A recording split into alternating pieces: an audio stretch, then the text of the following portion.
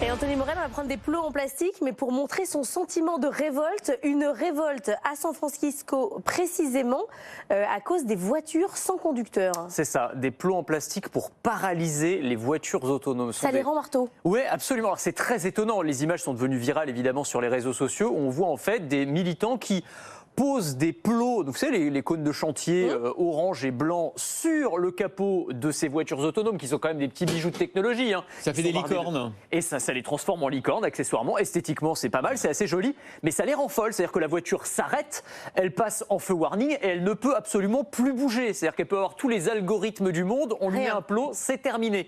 Alors pourquoi ces activistes qui se font appeler les Safe Street Rebels, les rebelles des rues sûres, font-ils cela? Eh bien pour protester contre l'extension à San Francisco de l'utilisation de ces voitures autonomes. Il y a Waymo, la filiale voitures autonomes de Google, Cruise, celle de General Motors, qui testent depuis plusieurs années ce qu'on appelle des robots taxis, c'est-à-dire que dans cette ville, à San Francisco, on peut aujourd'hui commander un taxi qui arrive en mode complètement autonome, il n'y a personne derrière le volant, sauf que ces voitures, souvent, elles font la une des médias, alors pas pour des accidents, parce qu'elles sont assez sûres, plus peut-être que des pilotes humains, mais parce qu'elles conduisent un peu n'importe comment. C'est-à-dire que souvent, elles vont bloquer les voies de bus, bloquer les transports d'urgence. Elles se regroupent. Elles se regroupent, c'est ça. Des fois, il y a des bugs, on ne sait pas pourquoi. Elles se mettent à se regrouper à une intersection, elles s'arrêtent et elles bloquent tout le trafic. C'est parce que c'est des licornes, elles se regroupent en troupeau. C'est le troupeau de licornes, exactement. Elles font ce qu'elles veulent, elles vivent leur petite vie, mais forcément, ça pose quelques problèmes. Et donc, on a un certain nombre de Californiens qui commencent à dire on en a ras-le-bol de ces voitures autonomes, on n'en veut plus, donc on met des petits plots pour les bloquer. Et certaines vont plus loin, elles s'en prennent carrément violemment aux voitures. Oui, c'est pas la première fois, c'est pas la première expression d'animosité contre ces voitures autonomes, et c'est parfois aller beaucoup plus loin. Je pense par exemple à la ville de Chandler dans l'Arizona, c'est un peu la capitale mondiale de la voiture autonome. C'est là-bas que Waymo teste ses nouveaux modèles. Et en fait, la police là-bas a recensé des dizaines d'incidents où des habitants de la ville vont jusqu'à jeter des cailloux sur la voiture, crever leurs pneus, ou alors leur faire des queues de poisson. Parce que ces voitures, en fait, elles sont trop gentilles, entre guillemets. C'est-à-dire qu'elles conduisent, elles vont se laisser dominer par n'importe quel conducteur humain et elles vont s'arrêter ou ralentir.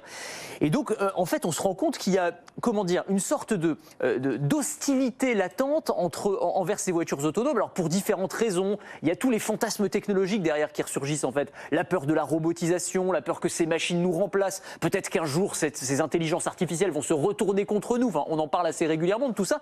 Mais on voit que ça se manifeste à travers cette hostilité qui peut prendre des formes quand même assez violentes. Mais c'est quoi? C'est un sentiment anti-tech? Ouais, c'est ça. Alors ça va au-delà des voitures autonomes. D'ailleurs, c'est tous les symboles de la Silicon Valley et tous les GAFAM en fait qui sont pris pour cible.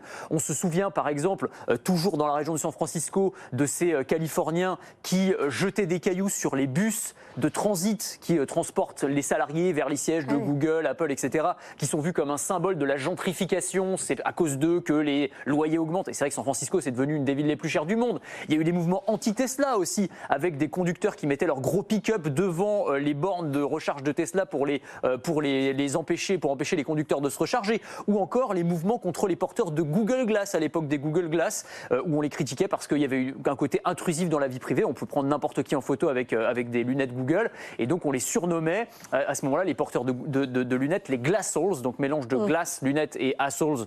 Donc on a compris le terme. Voilà, on a compris le truc. Mais enfin voilà, c'est tous les symboles finalement de la Silicon Valley qui sont pris pour cible par un certain nombre de Californiens excédés.